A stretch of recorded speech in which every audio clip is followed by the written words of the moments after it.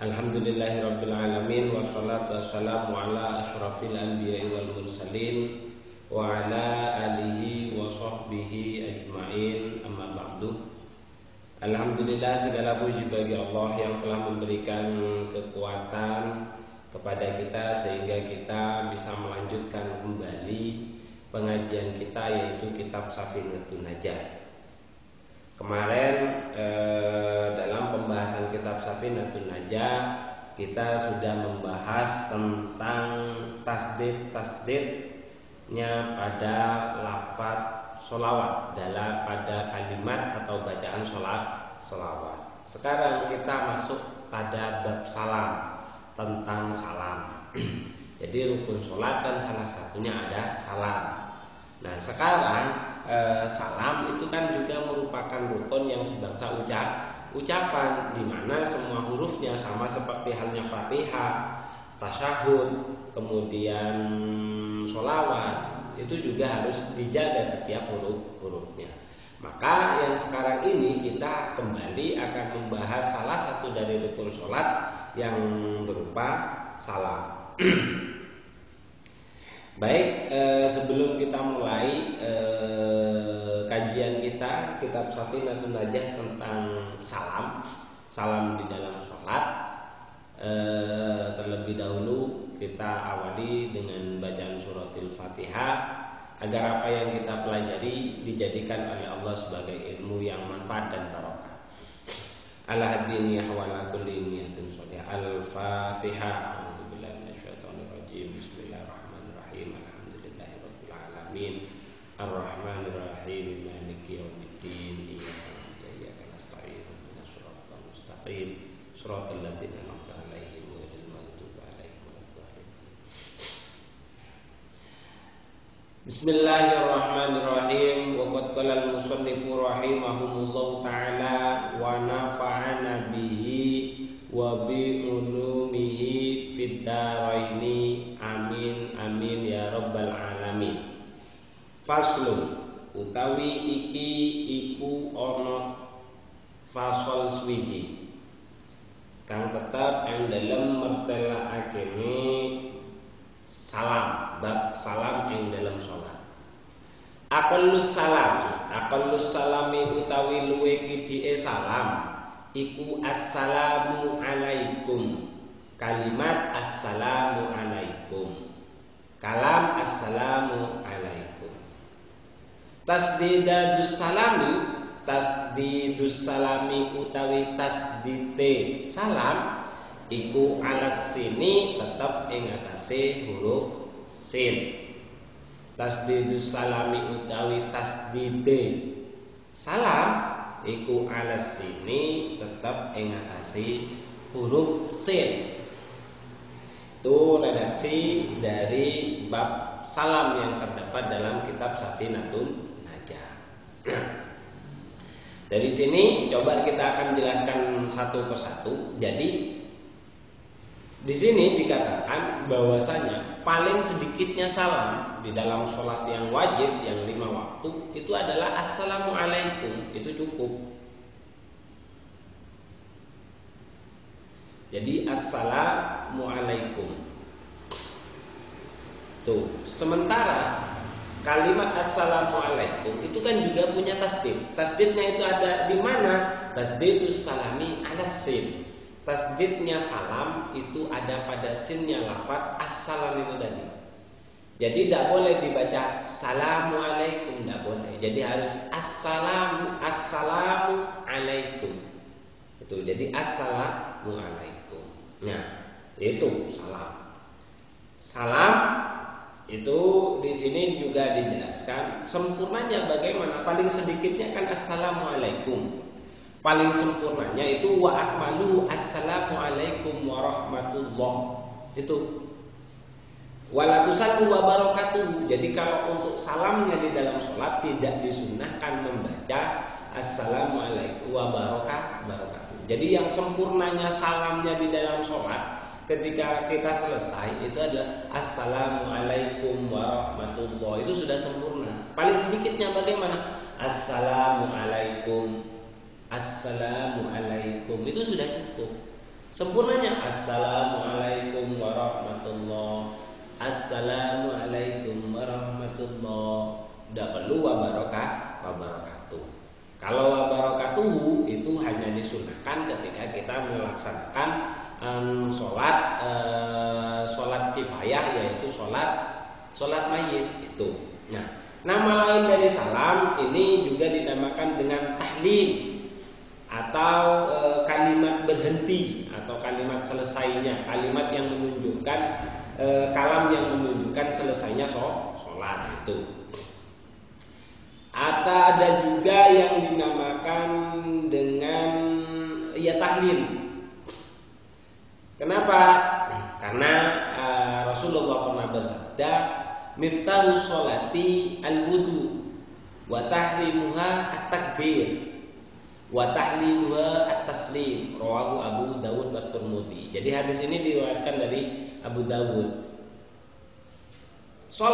Pembuka sholat itu dibuka dengan wudu,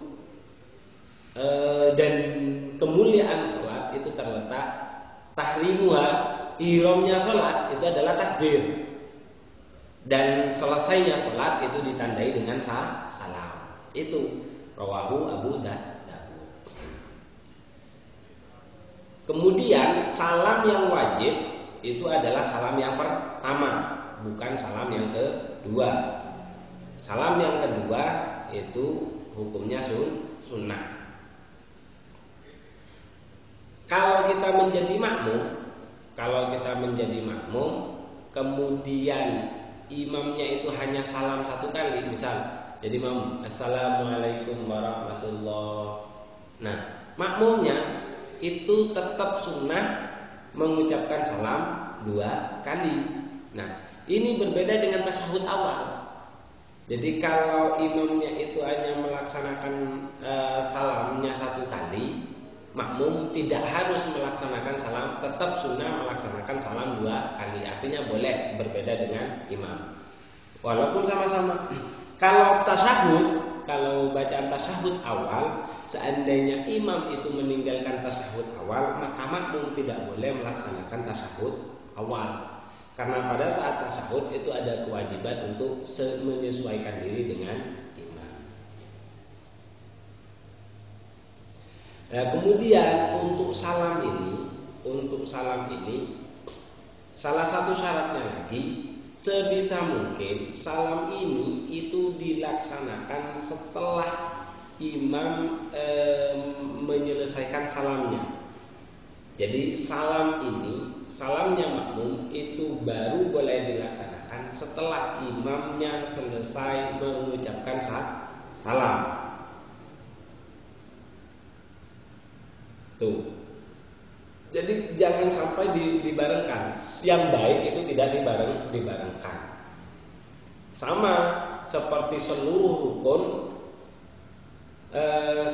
rukun itu sebaiknya memang diselesaikan takbir, imam selesai takbir baru makmum takbir. Kalau dibarengkan itu kurang bagus, tapi sah-sah aja. Kalau kecuali takbiratul ihram. Kalau takbiratul ihram itu tidak boleh bersamaan dengan imam. Kalau yang lain itu tetap boleh, tapi nanti hukumnya makruh itu tadi, karena tidak mendapatkan kesunahan. Yang sunnah bagaimana? Yaitu mendahulukan imam baru makmum. Kalau takbir itu bukan kalau bersamaan dengan imam, sebagian pendapat itu ada yang mengatakan haram. Ada yang sebagian mengatakan itu makruh kalau takbiratul ihram. Jadi takbiratul ihram itu tidak boleh bersamaan dengan takbirnya imam kalau takbiratul ihram. Bahkan di sini dijelaskan amal muqaranatu fi takbiratul ihrami au fi ba'diha faharamun mubtilatun lis sholat. Kalau yang lain bersamaan rukun dengan imam, makmum bersamaan rukun dengan imam itu hukumnya makruh. Jadi yang bagus itu imam selesai baru makmum, imam selesai baru makmum, Allahu Akbar baru makmum, Allahu Akbar. Tuh. Terus kemudian imam ruku Allahu Akbar, baru makmum Allahu Akbar. Itu yang bagus. Begitu juga salam. Assalamualaikum warahmatullahi, assalamualaikum warahmatullahi, baru makmum assalamualaikum warahmatullahi, assalamualaikum. Itu yang bagus, yang sunnah seperti itu. Tapi kalau terpaksa bareng, assalamualaikum warahmatullahi bareng, itu semuanya boleh sah saja, tapi hukumnya makruh. Kecuali takbiratul ihram. Kalau takbiratul ihram Allah terus bareng Allahu Akbar. Di sini itu dikatakan untuk takbiratul ihram itu hukumnya haram sekaligus bisa membatalkan pada sholat. Tuh.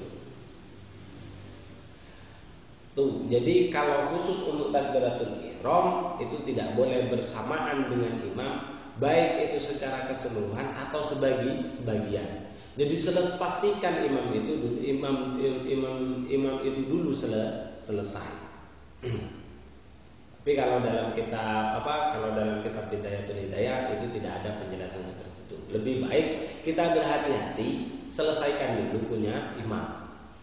Walaupun sebagian pendapat itu tetap tidak mengatakan haram dan tidak mengatakan membatalkan sholat, ya lebih baik kita berhati-hati karena memang yang bagus itu adalah menyelesaikan takbiratul ihramnya imam terlebih dahulu. Itu untuk takbiratul ihram.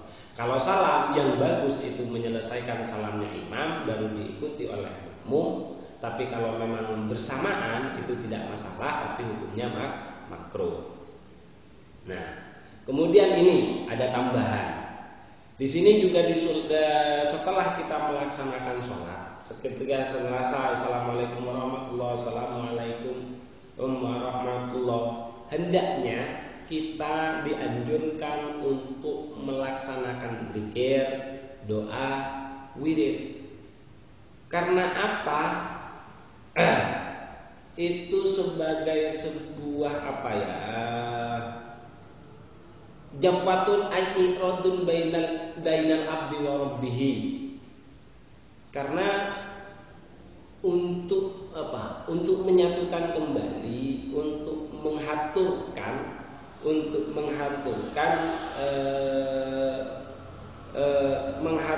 apa yang dilakukan oleh hamba terhadap Tuhannya itu. Jadi makanya perlu sekali kita melaksanakan zikir, doa, wirid setelahnya sholat. Karena zikir setelahnya sholat itu juga sesuatu yang sangat istijabah. Itu sesuai dengan hadisnya Kanjeng Nabi itu di sini dijabarkan idza aslama minas sholati wa kana Rasulullah sallallahu alaihi wasallam idza salima minas sholat idza salima minas sholati qala la ilaha illallah la syarika lahul mulku. Bahkan di sini dijelaskan seperti itu. Jadi ketika orang itu sudah melaksanakan sholat, jadi selesai mengucapkan salam dari sholatnya, maka qala, kata Kanjeng Nabi, ucapkanlah la ilaha illallah la syarika lahul mulku wa lahul hamdu yuhyi wa yumiit wa huwa ala kulli syai'in qadir. Allahumma la mani'a lima ataita wa la mu'tiya lima mana'ta wa la yanfa'u dzal jaddi minkal jadd. Rawahu Syaikhan. Ini diriwayatkan oleh Bukhari Muslim. Kemudian dikatakan juga wa qala sallallahu alaihi wasallam man sabbaha dabara kulli sholatin talatan wa talatina wa hamidallahu salatan wa talatina wa kabbarallahu salatan wa talatina tsumma qala tamamul mi'ati la ilaha illallah wahda ila qaulihi qadirun ghufirat lahu khotoyahu wa in kanat mithlu zabadil bahri. Tuh. Kemudian di sini juga dijelaskan bahkan barang siapa membaca tasbih setelah pelaksanaan sholat sebanyak 33 membaca alhamdulillah, hamdalah memuji kepada Allah, 33 membaca bertakbir kepada Allah, 33 membaca subhanallah. Jadi 33 subhanallah, 33 hamidallah, alhamdulillah, 33 Allahu akbar. Kemudian membaca kalimat la ilaha illallah wahda sebanyak 100 kali, maka dosanya akan diampuni, dari semua kesalahannya akan diampuni, walaupun besarnya dosa seperti deburan ombak di laut, Kemudian ada juga hadis, itu pentingnya orang yang wirid setelahnya sholat. Bahkan di sini juga dijelaskan, wa kana sallallahu alaihi wasallam idza sharafa min sholati istaghfara thalathan wa qala Allahumma antas salam wa minkas salam tabarakta ya dzal jalali wal ikram. Rawahu Muslimun wa sallama bi rawahu Muslimun wa sallama.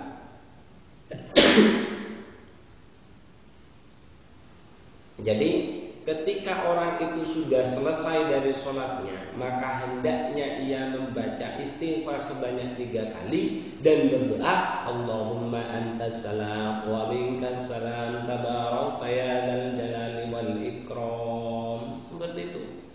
Kemudian diteruskan wasuli'an Nabi sallallahu alaihi wasallam. Kemudian ditanyakan kepada Nabi sallallahu alaihi wasallam, ayat doa asma, ay aqrab ila ijabah, wala jawful lail wadabara sholawatil maktubah, rawahu Tirmidzi. Kemudian ditanya oleh sahabat, Kanjeng Nabi ditanya oleh sahabat, doa mana yang lebih didengarkan oleh Allah atau yang paling dekat untuk diijabahi? Kemudian Nabi menjawab, jawful lail, yaitu pada pertengahan malam, pertengahan malam. Kemudian setelahnya sholat wajib, setelahnya sholat al-maktubah, setelahnya sholat wajib. Rawahu Tirmidzi. Hadis ini diriwayatkan oleh Imam Tirmidzi. Nah, itu begitu pentingnya karena memang ada hadisnya.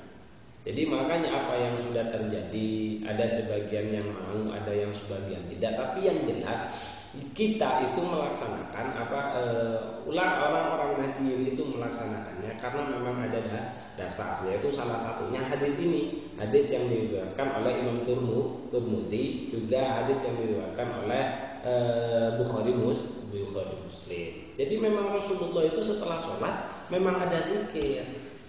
Cuman memang di sini dikatakan bahwasanya seharusnya memang zikir itu dilaksanakan, zikir setelahnya sholat itu dilaksanakan secara sir, artinya diri, tidak perlu dikeraskan seperti yang kita ketahui.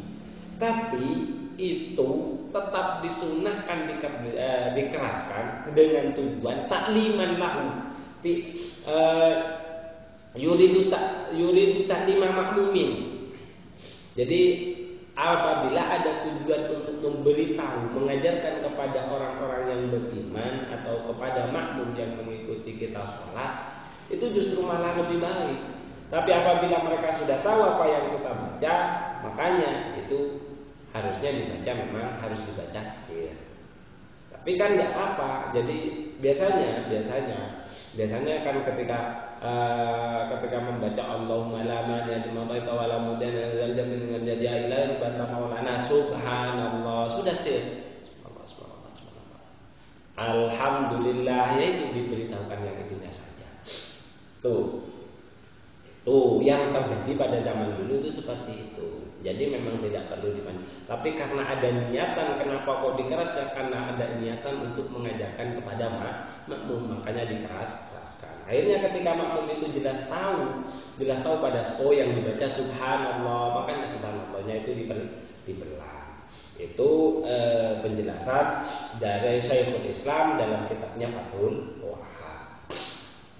Itu jadi sekali lagi paling sedikitnya salam itu adalah assalamualaikum, sempurnanya itu adalah assalamualaikum warahmatullah. Salam di dalam sholat itu kan ada 2. Yang wajib itu adalah salam yang pertama, yang kedua itu hukumnya sunnah. Kemudian yang kedua, apabila kita bermakmum, imamnya melaksanakan salamnya cuma 1 kali, makmum tetap sunnah melaksanakan 2 kali. Artinya boleh beda dengan imam dalam posisi salam. Berbeda dengan tasyahud. Kalau tasyahud apabila tasyahud awal atau tahiyat awal, apabila imam tidak mengerjakan tahiyat awal, maka makmum tidak boleh mengerjakan juga, karena di sana ada kewajiban untuk sama dengan imam. Sementara untuk salam itu tidak ada tuntutan harus sama-sama dengan imam.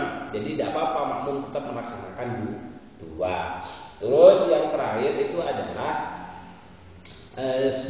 anjuran, di sini dijelaskan anjuran untuk melaksanakan doa, wirid, kemudian tasbih setelah bacaan, setelah melaksanakan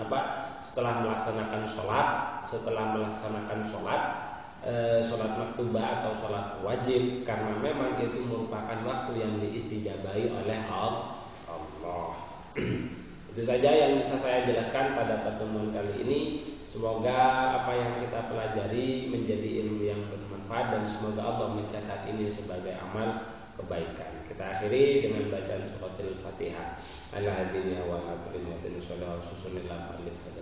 Al-Fatihah.